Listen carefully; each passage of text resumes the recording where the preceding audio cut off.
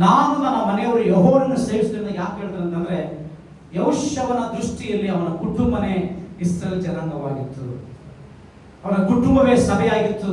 ಅವನ ಕುಟುಂಬವೇ ತಾನು ಲೀಡ್ ಮಾಡುವಂತಹ, ಮೋಶೆ ಸತ್ತ ನಂತರ ಇಡೀ ಇಸ್ರಾಯೇಲ್ ಜನಾಂಗವನ್ನು ವಾಗ್ದಾನ ದೇಶಕ್ಕೆ ಕರ್ಕೊಂಡು ಹೋಗುವಂತಹ ಸಂಪೂರ್ಣ ಜವಾಬ್ದಾರಿಕೆ ಯೆಹೋಶುವನ ಹೆಗಲ ಮೇಲೆ ಬಿದ್ದಿತ್ತು. ಅದಕ್ಕೆ ಅವ್ರು ಹೇಳ್ತಾರೆ, ನನ್ನ ಕುಟುಂಬ ಬೇರೆ ಯಾರಲ್ಲ, ನೀವೇ ನನ್ನ ಕುಟುಂಬ ಅಂತ ಯೆಹೋಶುವ ಹೇಳ್ತಾ ಇದ್ದ. ಹಲ್ಲೆಲೂಯಾ. ಕೇಳಿಸ್ಕೊಡ್ರಿ, ನಿಮ್ಮ ಕುಟುಂಬಕ್ಕೆ ನೀನೇ ಯಜಮಾನ, ನಿನ್ನ ಕುಟುಂಬಕ್ಕೆ ನೀನೇ ಲೀಡರ್, ನಿನ್ನ ಕುಟುಂಬನ ನೀನು ಬೆಳೆಸುವಂತ ವ್ಯಕ್ತಿ. You are godly father for your family.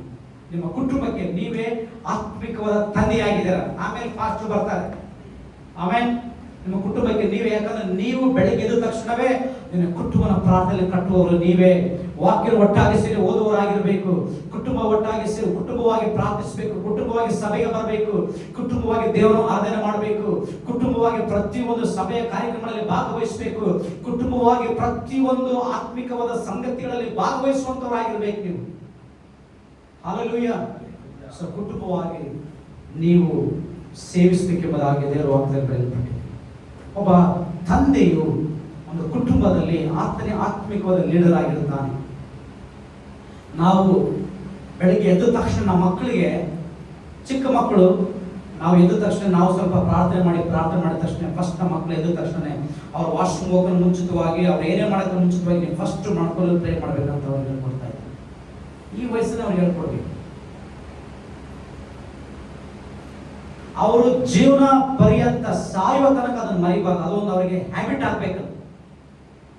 ಇವತ್ತೇನಾಗಿದೆ, ನಮ್ಮ ಯೌವನಸ್ಥರಿಗೆ, ನಮ್ಮ ಮಕ್ಕಳಿಗೆ ಏನಾಗಿದೆ, ಎದ್ದ ತಕ್ಷಣ ಫಸ್ಟ್ ಅವರು ದೇವ್ರು ನೋಡೋಕ್ಕಿಂತ ಮುಂಚಿತವಾಗಿ ಫಸ್ಟ್ ಅವ್ರ ಮೊಬೈಲ್ ಫೋನ್ ಅನ್ನು ಅವ್ರು ಮುಟ್ಟಿ ನೋಡಬೇಕು. ಮೊಬೈಲ್ ಫೋನಲ್ಲಿ ಯಾವ ಮೆಸೇಜ್ ಕಳಿಸಿದ್ದಾರೆ, ಮೊಬೈಲ್ ಫೋನಲ್ಲಿ ಏನು ಮೆಸೇಜ್ ಬಂದಿದೆ, ಆ ಚಾಟಿಂಗ್ ಅಲ್ಲಿ ಏನಿದೆ ಅಂತ ಚೆಕ್ ಮಾಡಬೇಕು. ಅದು ಅವರಿಗೆ ಒಂದು ಹ್ಯಾಬಿಟ್ ಆಗಿಬಿಟ್ಟಿದೆ.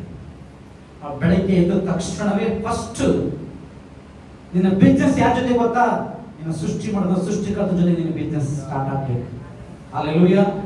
ಹಣದ ವ್ಯವಹಾರಕ್ಕಿಂತ ನಿನಗಿರುವಂತ ಯಾವುದೇ ವ್ಯವಹಾರ ಆಗಿರ್ಬೋದು, ಯಾವುದೇ ಕೆಲಸ ಆಗಿರ್ಬೋದು, ಎಷ್ಟೇ ಇಂಪಾರ್ಟೆಂಟ್ ವರ್ಕ್ ಇರ್ಬೋದು, ಅವೆಲ್ಲದಕ್ಕಿಂತ ಹೆಚ್ಚಾಗಿ ನಿನ್ನ ಸೃಷ್ಟಿ ಮಾಡಿದಂತ ಸೃಷ್ಟಿಕರ್ತನಿಗೆ ಮೊಟ್ಟ ಮೊದಲ ಸಮಯ ಕೊಡಬೇಕು. ನೀನು ಉಸಿರು ಇಲ್ಲ ಅಂತಂದ್ರೆ ನೀನು ಯಾವ ಬಿಸ್ನೆಸ್ ಮಾಡ್ತೀಯಾ? ನೀನು ಉಸಿರು ಇಲ್ಲ ಅಂತಂದ್ರೆ ನೀನು ಯಾವ ಡೀಲಿಂಗ್ ಮಾಡ್ತೀಯ? ನೀನು ಉಸಿರಿದ್ರೆ ತಾನೇ ನೀನು ಎಲ್ಲ ಮಾಡ್ಲಿಕ್ಕೆ ಸಾಧ್ಯ. ಆ ಉಸಿರು ಕೊಟ್ಟ ದೇವರಿಗೆ ಥ್ಯಾಂಕ್ ಯು ಡ್ಯಾಡಿ ಅಂತ ಹೇಳಕ್ಕೆ ನಿನಗೆ ಟೈಮ್ ಇಲ್ಲ ಅಂತಂದ್ರೆ ಹಾಗಾದ್ರೆ ಏನು ಪ್ರಯೋಜನ? ನಾವು ಅದನ್ನ ಮಕ್ಕಳಾಗಿ ಹುಟ್ಟೋದಕ್ಕೆ ಏನು ಪ್ರಯೋಜನ? ಹೌದಲ್ವಾ? ಹಾಗಾಗಿ ನಾವು ಎದ್ದ ತಕ್ಷಣ, ನಾವೆಲ್ಲ ಚಿಕ್ಕ ವಯಸ್ಸಿನಾಗ ಏನು ಹೇಳ್ಕೊಡ್ತೀವಿ ಗೊತ್ತಾ, ನೀವು ಎದ್ದ ತಕ್ಷಣ ಫಸ್ಟ್ ಏನು ಮಾಡಬೇಕು, ಕಣ್ಣು ಮುಚ್ಕೊಂಡು ಇಲ್ಲ ದೇವ್ರ ಫೋಟೋ ನೋಡಬೇಕು, ಇಲ್ಲ ಅಪ್ಪ ಅಮ್ಮನ ಫಸ್ಟ್ ಮಗ ನೋಡ್ಬೇಕು ಅಂತ ಹೇಳ್ತಾ ಇದ್ದೆ. ಫಸ್ಟ್ ನಿಮ್ಮ ತಂದೆ ತಾಯಿಗಳೇ ನಿಮ್ಮ ದೇವರು, ಫಸ್ಟ್ ನಿಮ್ಮ ತಂದೆ ತಾಯಿಗಳು ಕಾಲು ಮುಟ್ಟಿ ನಮಸ್ಕಾರ ಮಾಡಿ ಬರೀ ಅಂತ ಹೇಳ್ತಾ ಇದ್ದೆ.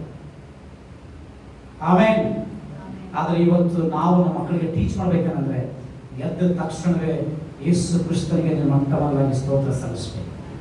ಆಮೇಲೆ ಈಗ ನಮ್ಮ ಮಗಳಿಗೆ, ದೊಡ್ಡ ಮಗಳಿಗೆ ಇದ್ದಕ್ಕಿದ್ದಂಗೆ ಕೆಮ್ಮು, ಇದ್ದಕ್ಕಿದ್ದಂಗೆ ಮೂಗೆಲ್ಲ ಬ್ಲಾಕ್ ಆಗಿ ನಿದ್ದೆ ಮಾಡಕ್ಕೆ ಬಿಡಲಿಲ್ಲ. ತುಂಬ ಸಮಸ್ಯೆ ಆಯಿತು. ಪ್ರಾರ್ಥನೆ ಮಾಡಿದ್ವಿ, ಇಬ್ಬರು ಸೇರಿ ಪ್ರೇಯರ್ ಮಾಡಿದ್ವಿ, ಅದು ಸ್ಟೀಮ್ ಕೊಟ್ವಿ. ನನಗೆ ಆಗ್ತಿಲ್ಲ, ಇನ್ನೊಂದ್ಸರಿ ಸ್ಟೀಮ್ ಕೊಡ್ರಿ ಅಂತಂದ, ಮತ್ತೆ ಸರಿ ಸ್ಟೀಮ್ ಕೊಟ್ವಿ.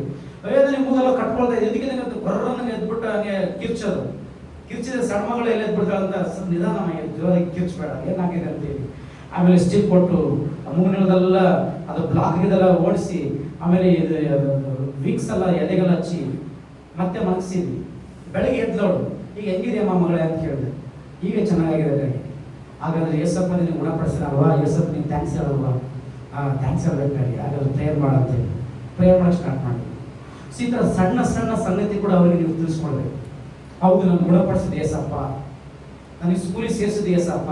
ಫೀಸ್ ಕಟ್ಟುವಾಗ ಅವ್ರಿಗೆ ಹೇಳ್ಬೇಕು, ನೀವೇ ದುಡ್ದಿದ್ದೀರಾ, ನಿಮ್ಮದೇ ದುಡ್ಡು, ನೀವೇ ಕಷ್ಟಪಟ್ಟಿದ್ದೀರಾ, ನೀವೇ ಸಾಲ ಮಾಡ್ಕೊಂಡು ಅವ್ರಿಗೆ ಹೇಳ್ಬೇಕು. ಏನು ಹೇಳ್ಬೇಕಂದ್ರೆ, ಮಗಳೇ ನಾವು ಸ್ಕೂಲಿಗೆ ಫೀಸ್ ಕಟ್ಟಬೇಕಾಗಿದೆ, ರೊಕ್ಕ ನಮ್ಮ ಹತ್ರ ಇಲ್ಲ, ನೀನು ಪ್ರೇಯರ್ ಮಾಡು, ಯೇಸಪ್ಪ ಒದಗಿಸ್ಕೊಡ್ತಾರೆ ಅಂತ ಹೇಳಿ ನೀನೇ ಕಷ್ಟಪಟ್ಟು ದುಡ್ಡು ಬಂದಿದ್ರು ಪರವಾಗಿಲ್ಲ, ನೀನು ಪ್ರೇಯರ್ ಮಾಡಿ ಮೇಲೆ ನೋಡು, ನೀನು ಪ್ರೇಯರ್ ಮಾಡಿದೆ ಅಲ್ವಾ, ನೋಡಿ ಯೇಸಪ್ಪ ನೀನು ಫೀಸ್ ಕಟ್ಟೋದು ದುಡ್ಡು ಕೊಟ್ಟ ನೋಡು, ಈಗ ತಗೊಂಡೋಗಿ ನಾನು ಫೀಸ್ ಕಟ್ತಾ ಇದ್ದೀವಿ ಅಂತ ಅವ್ರಿಗೆ ಮನವರಿಕೆ ಆಗಬೇಕು. ಅಂದ್ರೆ ಒಂದೊಂದು ಸಂಗತಿಗೆ ನಾನು ಪ್ರೇಯರ್ ಮಾಡ್ಬೇಕಂತ ಅವ್ರಿಗೆ ಗೊತ್ತಾಗಬೇಕು. ನೋಡಮ್ಮ ಮಗಳೇ, ನಮ್ಮ ಮನೆಗೆ ಇವತ್ತು ರೇಷನ್ ಇಲ್ಲ, ರೇಷನ್ಗೋಸ್ಕರ ಪ್ರೇಯರ್ ಮಾಡು. ಇನ್ನು ಬರ್ತಡೇ ಬಂದಿದೆಯಲ್ವಾ, ಈ ಬರ್ತಡೇಗೋಸ್ಕರ ಬಟ್ಟೆ ತಗೋಬೇಕು, ಬಟ್ಟೆ ತನಕ ರೊಕ್ಕ ಇಲ್ಲ, ಪ್ರೇಯರ್ ಮಾಡು, ಯೇಸಪ್ಪ ಕೊಡ್ತಾರೆ. ಅಂದ್ರೆ ಅವ್ರಿಗೆ ಈ ವಯಸ್ಸಲ್ಲಿ ನೀವು ಬಿಲ್ಟ್ ಮಾಡ್ಬೇಕಂತಂದ್ರೆ ನಾನು ಪ್ರತಿಯೊಂದು ವಿಷಯಗಳಿಗಾಗಿ ಯೇಸಪ್ಪ ಕೇಳಬೇಕಂತ ಅವ್ರಿಗೆ ಗೊತ್ತಾಗ ಮೆಂಟಲಿ ಅವ್ರು ಪ್ರಿಪೇರ್ ಆಗಬೇಕು.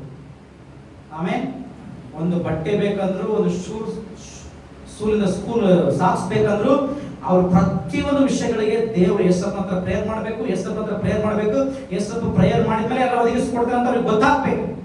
ಆ ರೀತಿಯಾದಂತ ಒಂದು ಬೋಧನೆಯನ್ನು ನೀವು ಅವರಿಗೆ ಸ್ಟಾರ್ಟ್ ಮಾಡಬೇಕು.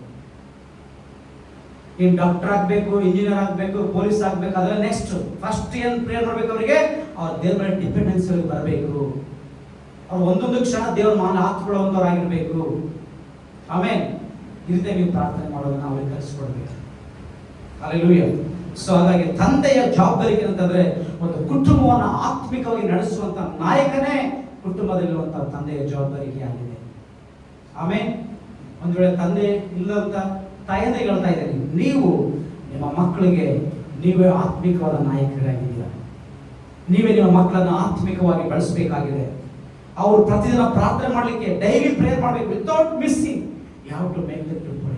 ನಿಮ್ಮ ಮಕ್ಕಳು ಕಂಟಿನ್ಯೂಸ್ ಆಗಿ ಒಂದು ದಿನ ಕೂಡ ಮಿಸ್ ಮಾಡಲಾರದೆ ಪ್ರಾರ್ಥನೆ ಮಾಡೋದನ್ನ ಹೇಳ್ಕೊಡ್ರಿ. ಊಟಕ್ಕೆ ಮುಂಚಿತವಾಗಿ ಪ್ರಾರ್ಥನೆ ಮಾಡೋದನ್ನ ಹೇಳ್ಕೊಡ್ರಿ. ನೀವು ಪ್ರಯಾಣ ಮಾಡಕ್ಕೆ ಹೋಗುವಾಗ ಬೈಕ್ ನಲ್ಲಿ ಆಗಿರ್ಬೋದು, ಕಾರ್ ಆಗಿರ್ಬೋದು, ಹತ್ಕೊಂಡು ಹೋಗ್ಬೇಕಾದ್ರೆ, ನೀವು ಬಸ್ಸು, ನೀವು ಟ್ರೈನ್ ಯಾವ್ದನ್ನ ಹತ್ಕೊಂಡು ನೀವು ಪ್ರಯಾಣ ಮಾಡುವಾಗ ಅವ್ರು ಹೇಳ್ಬೇಕು, ನಾವು ಜರ್ನಿ ಮಾಡುವಾಗ ನಾವು ಪ್ರಾರ್ಥನೆ ಮಾಡಿ ಜರ್ನಿ ಮಾಡಕ್ಕೆ ಸ್ಟಾರ್ಟ್ ಮಾಡಬೇಕು ಅಂತ ಹೇಳ್ಕೊಡ್ಬೇಕು. ಆಮೇಲೆ ಹೇಳ್ತೀನಿ, ಹೋಗುವಾಗಲೂ ಬರುವಾಗಲೂ ನಿನ್ನ ಕಾಲು ಕಲ್ಲಿಗೆ ತಗಲದ ಹಾಗೆ ಆತನು ತನ್ನ ದೂತರನ್ನ ದಟ್ಟಿಸಿ ನಮ್ಮನ್ನು ಕಾಪಾಡ್ತಕ್ಕಂಥ ವಾಕ್ಯ ಇರುತ್ತೆ. ಈ ವಾಕ್ಯದ ಪ್ರಕಾರವಾಗಿ ಪ್ರಾರ್ಥನೆ ಮಾಡು ಮಗಳೇ, ಈ ತರ ಮಾಡು, ಪ್ರಾರ್ಥನೆ ಮಾಡು ಮಗನೇ ಅಂತ ಹೇಳ್ಕೊಡ್ಬೇಕು ನೀವು ಈ ವಯಸ್ಸಿನಲ್ಲಿ. ಆಮೇಲೆ ನೋಡ್ರಿ, ಇವಾಗ ಇಂಟೆಲಿಜೆನ್ಸಿ ಬಂದಿದೆ, ಟೆಕ್ನಾಲಜಿ ಬಂದಿದೆ. ಇವತ್ತು ಮುಖಾಂತರವಾಗಿ ಜನರು ಮಾತಾಡ್ತಾ ಇದ್ದಾರೆ, ಮುಖಾಂತರವಾಗಿ ಇವತ್ತು ಇಂಗ್ಲಿಷ್ ಕಲಿತಿದ್ದಾರೆ, ಬಂದು ಟೀಚರ್ಗಳು ಬಂದಿದ್ದಾರೆ. ಇವತ್ತು ಮುಖಾಂತರವಾಗಿ ಟೀಚರ್ ಬಂದಿದ್ದಾರೆ, ಇಂಜಿನಿಯರ್ ಬಂದಿದ್ದಾರೆ, ಮುಖಾಂತರವಾಗಿ ಆಪರೇಷನ್ ನಡೀತಾ ಇದೆ. ಡಾಕ್ಟರ್ಗಳೆಲ್ಲ ಹೋಗ್ತಾ ಇದ್ದಾರೆ, ಇಂಜಿನಿಯರ್ಗಳು ಹೋಗ್ತಾ ಇದಾರೆ, ಮನೆಗೆ ಹೋಗ್ತಾ ಇದ್ದಾರೆ ಅವರೆಲ್ಲರೂ. ಎಲ್ಲ ಮುಖಾಂತರ, ಟೆಕ್ನಾಲಜಿ ಮುಖಾಂತರ ಇವತ್ತು ಲೋಕ ನಡೆಯುವಂತ ಸ್ಥಿತಿಗೆ ನಾವು ಬಂದು ತಲುಪಿದ್ದೀವಿ. ಯಾವುದೋ ಊರಲ್ಲಿ ಗೌರ್ಮೆಂಟ್ ಸ್ಕೂಲಲ್ಲಿ ಒಂದು ಟೀಚರ್ ಕರ್ಕೊಂಡು ಬಂದಿದ್ದಾರೆ. ಟೀಚರ್ ನೀವೇನೇ ಪ್ರಶ್ನೆ ಕೇಳಿದ್ರೆ ಉತ್ತರ ಹೇಳ್ತದೆ, ಅದು ವಿತಿನ್ ಕ್ಷಣದಲ್ಲಿ ಉತ್ತರ ಕೊಡ್ತದೆ. ಟೆಕ್ನಾಲಜಿ. ಈ ಒಂದು ಟೆಕ್ನಾಲಜಿಯ ಒಳಗಡೆ, ಈ ಮಧ್ಯದಲ್ಲಿ ಕೂಡ ನಮ್ಮ ಮಕ್ಕಳಿಗೆ ನಾವು ಆತ್ಮಿಕ ಸಂಸ್ಕಾರವನ್ನು ಕಲಿಸ್ಕೊಡ್ಬೇಕು. ಆಮೇಲೆ ಯಾಕಂದ್ರೆ ಈ ಟೆಕ್ನಾಲಜಿ ಉಂಟು ಮಾಡಿದ ಮನುಷ್ಯ, ಇದು ತಾತ್ಕಾಲಿಕವಾದದ್ದು, ಇದು ನಾಶ ಆಗ್ತದೆ.